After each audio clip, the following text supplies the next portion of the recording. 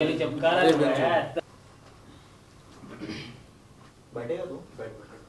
चल स्टार्ट कर। किसके बारे में पूछोगे, अलीगढ़ या सरबजीत? नहीं, जस्ट नॉर्मली आपकी बैकग्राउंड किस तरह से आपने शुरुआत की, उसके बाद और हाउ फिर डिड यू गेट से इनटू शुरू करेंगे बॉलीवुड। फिल्मों के बारे में और फ्यूचर में जो भी फिल्में आप कह रहे हैं, अलीगढ़ हो गई या सरबजीत हो गई है, उसके बारे में। ठीक, मैं बोलता हूँ।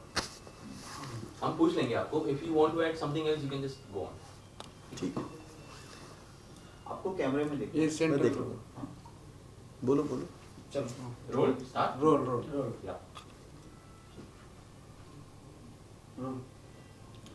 संदीप, सबसे पहले आपसे पूछेंगे कि बॉलीवुड में आपने बहुत सी फिल्में प्रोड्यूस की, you have been associated with big brands, so how did you get into Bollywood और किस तरह से रहा ये पूरा सफर? तो बहुत सिंपल है, अगर डोंट माइंड आप इधर आ जाओ ना, मैं सर मैं वहाँ कन्हैया की जगह आ पर। जा अच्छा कन्हैया यहाँ पे खड़े रहो। दो ही चीज़ है, फिल्मों में ही आना था शुरू से और उसके लिए बहुत पैशन था। तो मैंने सोचा कोई जान पहचान तो है नहीं, तो मैंने ठीक आप ही लोगों की तरह नौकरी करना शुरू किया, वो था जर्नलिज़्म। और जब मैं जर्नलिस्ट बना तो बहुत लोगों से मुलाकात होने के दौरान बहुत कुछ सीखा, क्योंकि मुझे फिल्म मेकर बनना था।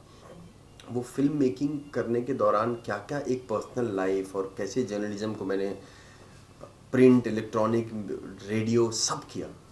10 साल जर्नलिस्ट का काम किया मैंने, और उसी दौरान सबसे मुलाकात हुआ। सब लोगों ने अपनी पर्सनल एक्सपीरियंस मेरे साथ शेयर की। मेरे लिए वही लर्निंग प्रोसेस था एक फिल्म मेकिंग का, और उस चीज़ को मैं काफ़ी सीरियसली लिया कि कैसे मुझे असिस्ट नहीं करना था किसी को।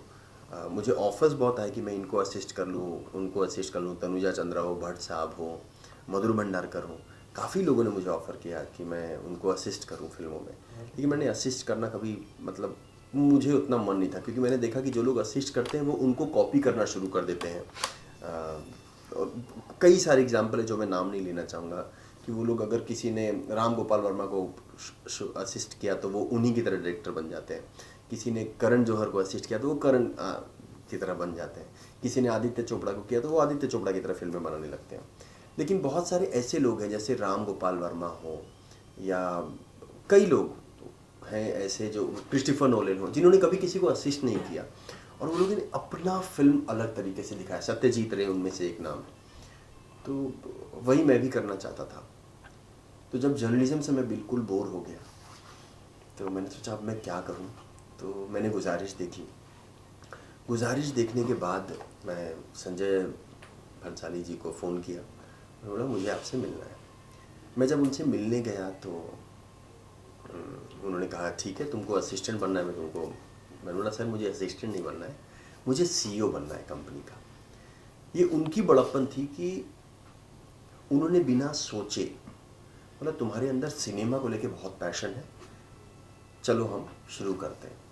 तो वो SLB फिल्म्स था जब मैंने ज्वाइन किया, तो वो भंसाली प्रोडक्शन में मैंने कन्वर्ट किया उस चीज़ को। उसके बाद हमने फिल्में बनाना शुरू की, सीरियल बनाना शुरू किया, क्योंकि कई लोग हैं जो संजय भंसाली जी की फिल्मों को देखकर सीरियल बनाते हैं, और कितनी बड़ी कंपनी हो गई है वो।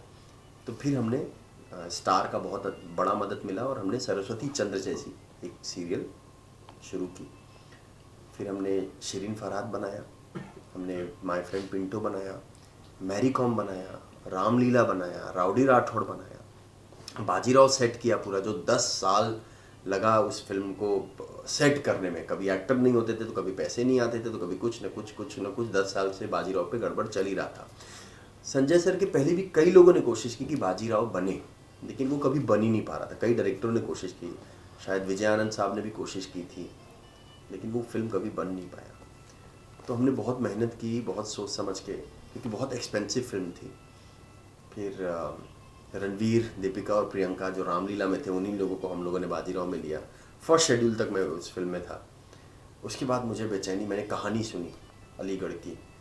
तो मैं और हंसल पहले तो कंगना को लेके कुछ और ही फिल्म कर रहे थे, एवरेस्ट के ऊपर, लेकिन वो फिल्म की राइट्स मिलने में थोड़ी इश्यूज हो रही थी। फिर हमने एक दिन हंसल के घर पे मैं बैठा था और हंसल ने मुझे सुनाई अलीगढ़ की कहानी।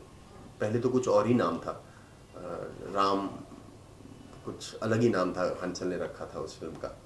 तो मेरे को इंटरेस्ट नहीं था सुनने में, पर हंसल ने फोर्स किया कि तू सुन एक बार, कैसा लगता तू बता।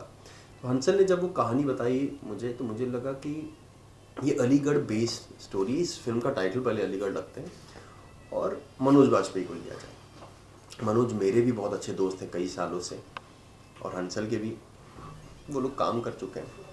हमने मुकेश छाबड़ा को कांटेक्ट किया और मुकेश छाबड़ा ने मनोज को कांटेक्ट किया और मनोज ने हमें तुरंत मिला और तुरंत हाँ बोल दिया उसने।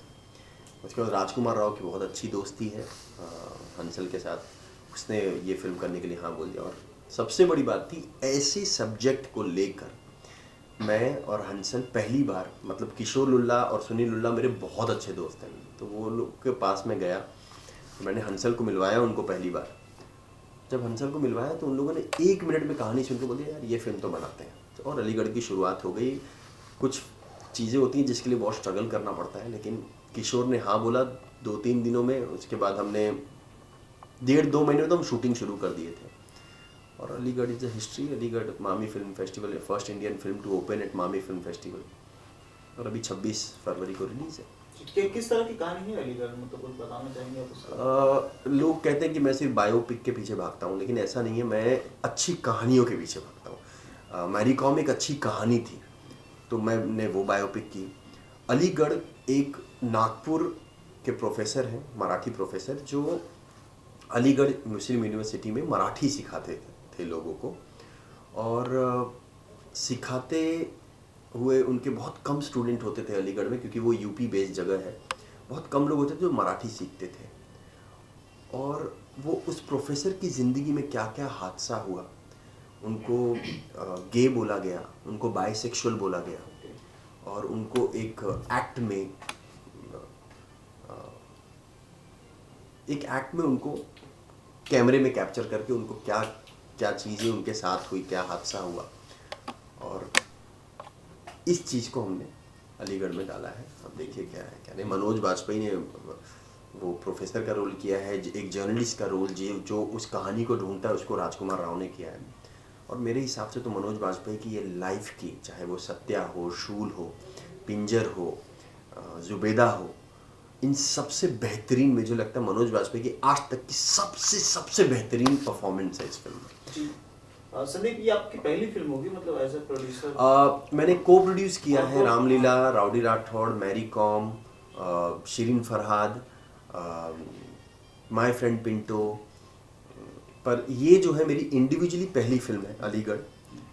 बहुत छोटे बजट की फिल्म है, इसलिए हमें रिकवरी में प्रॉब्लम नहीं होगा, और परफॉर्मेंस लेवल बहुत है, और ऐसी फिल्मों को बहुत सराहा जा रहा है आजकल। लास्ट ईयर की फिल्में, चाहे वो बड़ी बड़ी फिल्में नहीं चली, पर क्वीन चली है, कहानी चली है, बदलापुर चल रहा है, मांझी चल रहा है, ऐसी फिल्मों को लोग अब एक्सेप्ट कर रहे हैं। अब ऐसा नहीं है कि फिल्मों में गाने होने चाहिए और पेड़ के पीछे हीरोइनें नाच रही हैं। कहानी कहिए आप दिल से, आपकी फिल्म चलेगी। अगर प्यार का पंचनामा एक अच्छी कहानी है तो वो चल रही है शानदार, अगर अच्छी कहानी नहीं है तो वो नहीं चल रही है। आप स्टार्स को लेकर इस साल तो मुझे लगता है एक आई ओपनिंग ईयर रही है इंडस्ट्री के लिए। बाजीराव दिलवाले साथ में रिलीज हुई, इतने बड़े स्टार्स हैं दिलवाले में, और बाजीराव ने इतना अच्छा बिजनेस किया है। बट ऑब्वियस शाहरुख खान से बढ़ के कोई नहीं है इस इंडस्ट्री में, काजोल से बढ़ के कोई नहीं है, रोहित शेट्टी इतने बड़े डायरेक्टर हैं। पर हर फिल्म की एक डेस्टिनी होती है। आपको, मुझे लगता है कि हम को इंडस्ट्री में सबसे ज़्यादा स्टोरी, स्क्रीन प्ले, डायलॉग और म्यूज़िक पे काम करना चाहिए। इनके बाद हमको कुछ और सोचना चाहिए, पर हम उल्टा जाते हैं। हम मार्केटिंग और फिल्म के रिलीज डेट और कॉस्ट्यूम और स्टे और 5 स्टार होटल और ये सब ज़्यादा देखते हैं, पर हम फिल्मों पे ध्यान नहीं दे पाते। मैं तो यही चाहूँगा कि लोग स्क्रीन प्ले, डायलॉग और म्यूज़िक पे ज़्यादा ध्यान दें, बाकी फिल्में बन जाती है। संदीप, अलीगढ़ देखी हमने, आपने देखा? जी, मैंने देखी मामी फिल्म फेस्टिवल में, बहुत ही बेहतरीन फिल्म है। Thank you. जिसने देखी फिल्म, उनका कुछ रिस्पॉन्स आया है अबाउट द मूवी? किस तरह की फिल्म है वो, ऐसा कोई, जब 2-3 महीने पहले जब देखी लोगों ने? देखिए, मैं जब अलीगढ़, मैंने भी उस दिन पहली बार देखा। मामी फिल्म फेस्टिवल जिस दिन ओपनिंग थी, क्योंकि मैं अपनी फिल्म के एडिट पर जाके फिल्में देखता हूँ या करता हूँ, या डायलॉग या करेक्शंस में बैठता हूँ।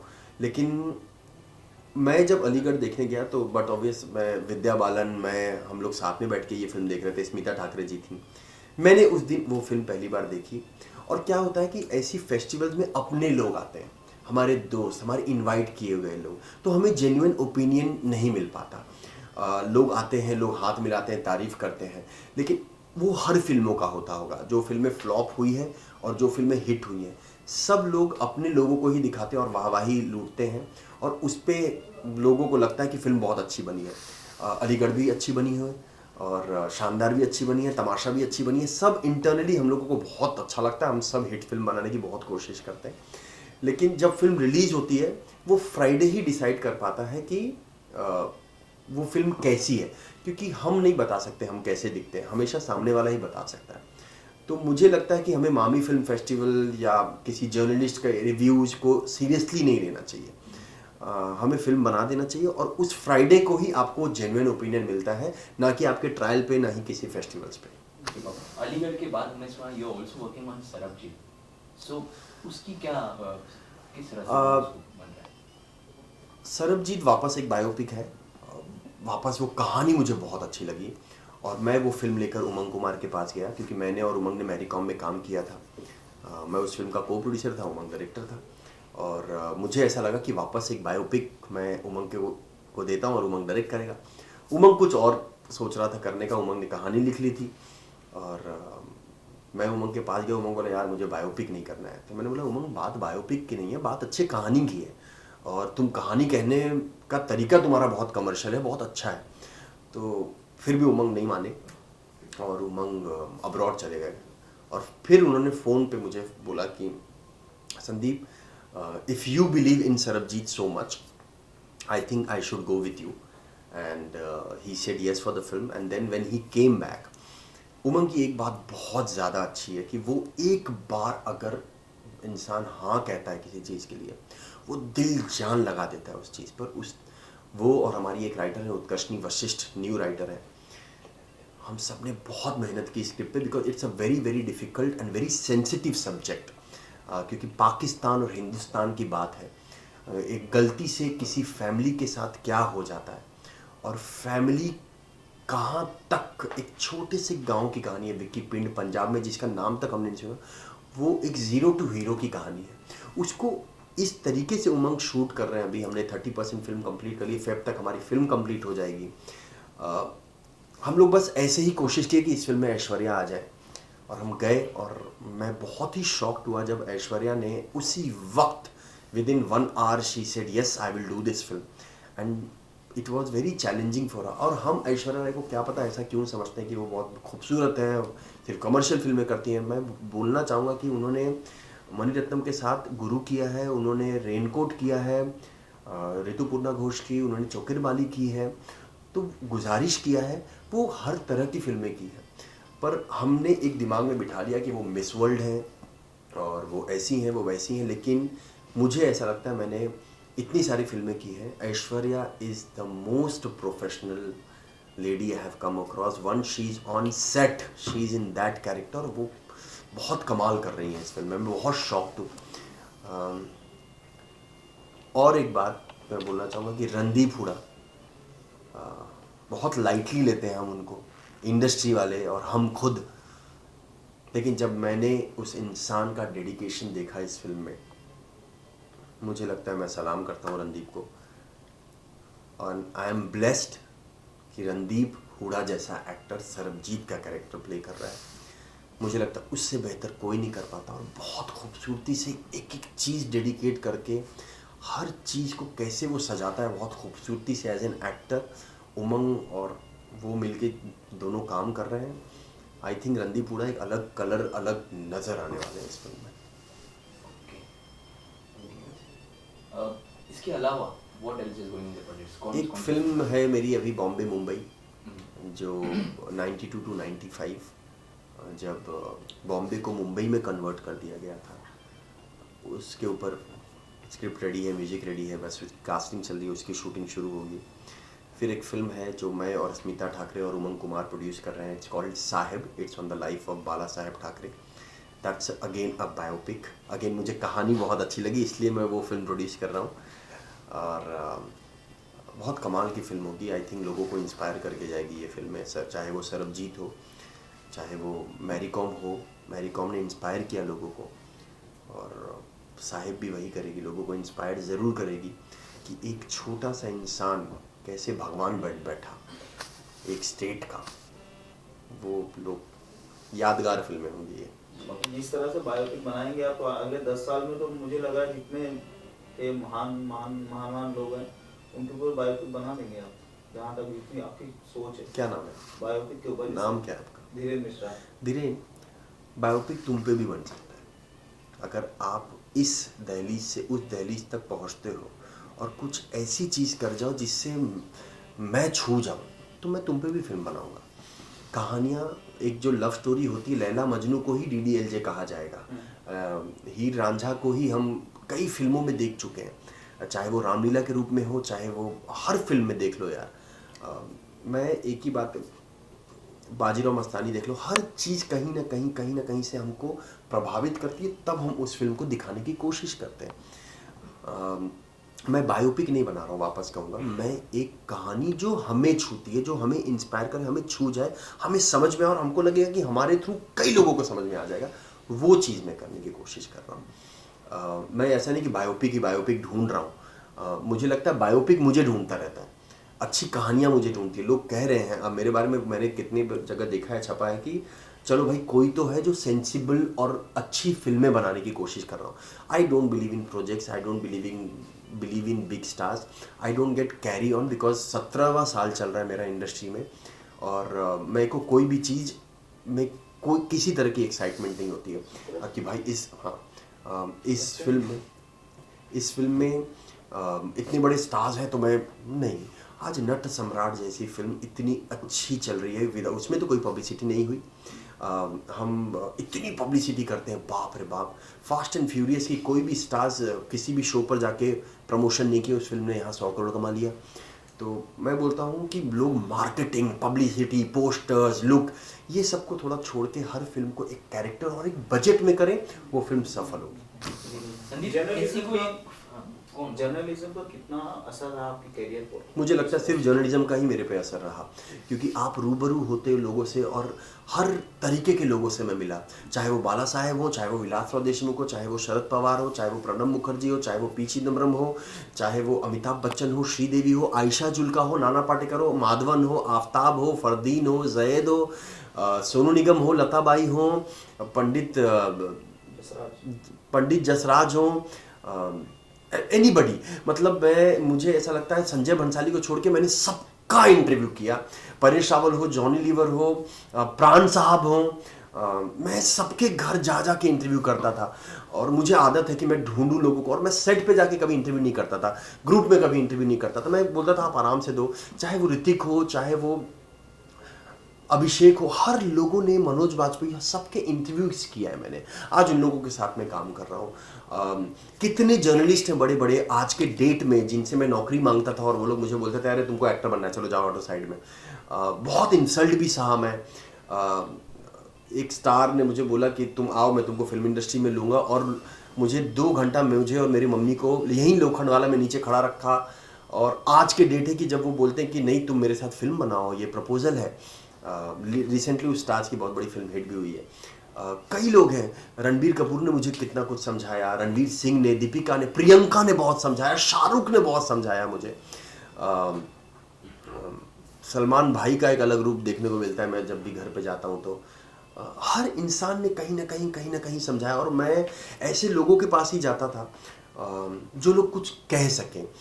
विद्या बालन ने मुझे इंटरव्यूज में, अजीज़ मिर्ज़ा, कई लोगों ने मुझे, महेश मांजरेकर, मधुर, महेश भट्ट साहब, कई लोगों ने मुझे बहुत कुछ समझाया, और मुझे लगता है वो सारी चीज़ें अब मुझे फिल्म मेकिंग में काम आ रही है। पर सबसे ज़्यादा अगर मैं एक श्रेय दूंगा तो मैं संजय लीला बंसाली को दूंगा, क्योंकि उनसे मुझे पता चला कि फिल्म बनाना और फिल्म की बारीकियों को समझना, चाहे वो स्क्रीन प्ले के रूप में हो, चाहे वो कैरेक्टर्स के रूप में हो, चाहे वो डायलॉग के रूप में हो, चाहे वो म्यूज़िक के रूप में हो, चाहे वो रिदम में, चाहे वो रिकॉर्डिंग, चाहे वो मिक्सिंग, चाहे वो कॉस्ट्यूम आर्ट, हर चीज़ में उस इंसान का 100% होता है। तो असिस्टेंट के लिए बहुत सारे जॉब आए मेरे पास, पर मैं डिसाइड कर चुका मैं इस आदमी के पास ही काम करूँगा। मुझे याद है कि सावरिया बनने वाली थी और मैं संजय बंसाली की बिल्डिंग में गया था, और वॉचमैन ने मुझे अंदर तक जाने नहीं दिया था। और वहीं पे मैं एक दिन सीईओ बनता हूँ और वही वॉचमैन दरवाज़ा खोलता है, साहब बोलता है और मैं उसे दिवाली बख्शीश देता हूँ। बहुत सारी कहानियाँ अगर कहना मैं शुरू करूँ तो शायद मैं खुद ही रोना शुरू हो जाऊँ। जैसे कल रात की मैं एक छोटी सी बात बताता हूँ। कल रात को मैं 10 साल बाद बांद्रा स्टेशन गया था। मैंने बोला गाड़ी वहाँ घुमाओ और मैं वहाँ से गुजरा। एक वक्त था कि मैं को वहाँ पे पकड़ा गया था कि मैं विदाउट टिकट ट्रैवल कर रहा था, क्योंकि मेरे पास पैसे नहीं रहते थे तो मैं ट्रेन के ऊपर बैठ के जाता था अपने घर पे। बहुत सारी छोटी छोटी कहानियाँ हैं जो मैं और मेरी मम्मी वहाँ बांद्रा स्टेशन के पास एक गार्डन है, वहाँ सोया करते थे क्योंकि घर नहीं था। बहुत सारी चीज़ें हैं, लेकिन अगर आप इंसान फोकस रखे कि काम हो, काम करना है सिर्फ हमें और ये काम करना है, काम नहीं होता, ये भी करना वो भी करना। लालच कभी नहीं थी मेरे अंदर, पैसा, घड़ी, ये वो, ब्रांडेड कपड़े। मैं आज भी अपने शर्ट सिलवा के पहनता हूँ, कोई ब्रांडेड चीज़ें मेरे पास है ही नहीं लाइफ में। मुझे गाड़ियों का शौक़ नहीं है, मुझे कपड़ों का शौक़। क्या क्या आता है लाइफ में। मैं फेसबुक, ट्विटर, ये सब मैं बिलीव नहीं करता हूँ। आई नो कि I am little backward, 90s की तरह साउंड कर रहा रहूँगा, लेकिन मुझे लगता है इन सब चीज़ों से फिल्में नहीं बनती हैं। फिल्में बनती हैं एक स्क्रीन प्ले और डायलॉग से, और उसमें मैं बहुत खुश होता हूँ वो चीज़ करने में। और क्योंकि जब आप छोटे से बड़े होते हो, मैंने गोला भी बेचा है शिवाजी पार्क में, मैं ट्यूशन भी पढ़ाता था बच्चों को घर चलाने के लिए, मैं एक वक्त पे दुबई भी रेडी था जाने के लिए, लेकिन एक चीज़ कांस्टेंट थी मेरे दिमाग में कि भाई मुझे फिल्में बनानी है, मुझे कहानियाँ कहनी है। और इसके लिए जब रामलीला और मैरी कॉम और राउडी राठौड़ और ऐसी फिल्में बनाया, और उसके बाद अलीगढ़ और सरबजीत और साहेब, मतलब ये सब 10 साल 15 साल की मेरी ड्रीम है। मैं खुद एक क्लासिकल डांसर हूँ, मैं खुद म्यूज़िक बहुत अच्छा गाता हूँ, कॉम्पोजिशंस काफ़ी कुछ मैं करता रहता हूँ। देखिए अब क्या होता है, बहुत जल्द नेक्स्ट ईयर तक मैं डायरेक्ट करना शुरू कर दूंगा, क्योंकि वो जर्नी जो है मेरी अभी तक की, वो सिर्फ डायरेक्शन की तरफ है, और मैं वो डायरेक्ट करने के लिए ही ये इतना तप रहा हूँ। तो जब मैं ये कर लूँगा तो कोशिश करूँगा कि एक अच्छी फिल्म बना सकूँ, बायोपिक नहीं, अच्छी कहानी। संदीप, ऐसी कोई एक स्टोरी जो आपके जहन में हो, आपने डायरेक्टर की बात की, you want to direct a film, लेकिन एक ऐसी कहानी जिसको आप सोच रहे हैं, you want to work on it, और आपने सोचा होगा कि जब मैं खुद फिल्म बनाऊंगा, so you want to be a part of that particular project, ऐसी कोई एक चीज? I want that story to be a part of me, I don't want to be a part of that story. मैं कहानियाँ लेता नहीं हूँ, मैं नॉर्मल ज़िंदगी से कुछ ना कुछ जो सीखा हूँ वो कहानी कहना चाहूँगा, पर लार्जर देन लाइफ एक विजन होता है कहानी कहने का। एक कहानी श्याम बेनेगल अलग तरीके से कहेंगे, उसी कहानी को संजय लीला भंसाली अलग तरीके से कहेगा। एक अंडरवर्ल्ड की फिल्म करण जौहर अलग तरीके से शायद बना पाएंगे, जो अग्निपथ होगी, और एक अंडरवर्ल्ड की फिल्म रामू अलग तरीके से बनाएगा, वो कंपनी होगी। तो मैं शायद, मुझे नाच गाना श्रृंगार और वी शांताराम और संजय भंसाली और ऐसी कहानियाँ मुझे पसंद है कहना जब मैं डायरेक्ट करूँ। तो देखिए हर चीज़ का एक दहलीज होता है, जब हम प्रोड्यूस करते हैं तो क्या होना चाहिए, कितना बजट होना चाहिए ताकि वो रिकवर कर ले, वो सारी चीज़ों को मैं ध्यान में रख के करता हूँ। जब मैं फिल्म बनाऊँगा मुझे लगता है ये सब चीज़ों को मैं क्रॉस कर जाऊँगा, क्योंकि होंगे 8 गाने और होगी एक कहानी जो मैं नेक्स्ट ईयर शूट कर रहा हूँ, मोस्ट प्रॉब्ली मैं डायरेक्ट कर रहा हूँ वो। तो इट्स लार्जर देन लाइफ, बहुत बड़ी कहानी है, बहुत अच्छी कहानी है, बहुत अच्छी कैरेक्टर्स हैं, क्योंकि कैरेक्टर्स और स्क्रीन प्ले डायलॉग ही फिल्मों को आप बता सकते हो। तो देखिए मैं इतनी कोशिश कर रहा हूँ, हो सके मैं फेल भी हो जाऊँ, हो सके, हर चीज़ के लिए इंसान को रेडी रहना चाहिए, फेल, सफलता और असफलता दोनों के लिए। ज़्यादा सीरियस नहीं होना चाहिए किसी चीज़ में, इतना भी इन्वॉल्व मत हो जाओ कि आपको अपने आप से ही नफरत हो जाए। तो वो सब चीज़ों को मैं देख चुका हूँ, लोगों को खुश होते हुए, लोगों को बर्बाद होते हुए। मुझे आज भी याद है कि जॉन एक बाइक पे मुझे पिकअप करने आते थे और बोलते थे यार फिल्में करनी है, बहुत चीज़ें हैं लाइफ में। मैं अभी कहना शुरू करूँगा तो मुझे लगता है मैं क्या क्या कह दूँगा, तो इट्स ओके। धीरेन तो अलग ही उसमें चला गया। वो सब चीज़ हम लोग भी तो झेल रहे हैं ना, हर चीज़ जो आपने बताया, जो आपके साथ हो चुका है, वो सब चीज़ें हम भी कर रहे हैं। मैं बीच में साथ दिवाली पार्टी की यहाँ पे, हाँ, तब भी मैंने आपको बताया। तो ये तो पहली बार मैं इंटरव्यू दे रहा हूँ, तो इससे पहले मैंने राउडी और मतलब मेरे जहन में बैठा हुआ है कि अवार्ड फंक्शन में जाना और इंटरव्यू देने से कुछ नहीं होने वाला लाइफ में। नहीं, जब मैं अभी ये साल बहुत इम्पोर्टेंट है क्योंकि मेरी फेब में आ रही है फिल्म, मई में आ रही है, सितंबर में आ रही है, प्लस नेक्स्ट ईयर की 3 फिल्मों की शूटिंग शुरू होगी, तो बहुत कुछ है जो नहीं अभी वो खुल गया।